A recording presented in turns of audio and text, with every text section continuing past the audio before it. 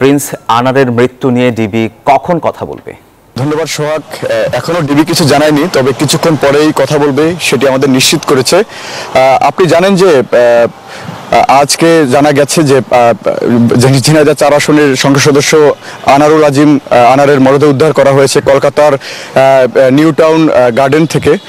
সেখান থেকে কিন্তু তাকে 7 দিন নিখোঁজ থাকার পর কিন্তু আজ তার মরদেহ উদ্ধার করা হয় এবং তার এই মৃত্যুর ঘটনায় কিন্তু দুজনকে গ্রেপ্তার করেছে কলকাতা পুলিশ। তিনি মূলত 11 তারিখ চিকিৎসার উদ্দেশ্যে কিন্তু কলকাতা যান। তার বন্ধু গোপালের বাসায় তিনি ছিলেন। সেই 12 তারিখের পর কিন্তু বের হওয়ার পরে তিনি আর তার বন্ধুর বাসায় ফেরত আসেননি। তারপর তিনি নিখোঁজ হওয়ার পরে তার মেয়েও কিন্তু গত 5 দিন আগে ডিবি কার্যালয়ে এসে জিডি করেছেন। তার বাবার বিষয়টি অবহিত করেছেন ডিবি কার্যালয়ে। সবকিছু মিলিয়ে কিন্তু তার ঘটনাটি একটি গুরুত্বপূর্ণ ইস্যু হিসেবে দাঁড়িয়েছিল যে তিনি আসলে চিকিৎসার উদ্দেশ্যে গিয়ে কোথায় গেছেন বা কোথায় তার অবস্থান রয়েছে। সবকিছু তার বন্ধ ছিল, ফোন।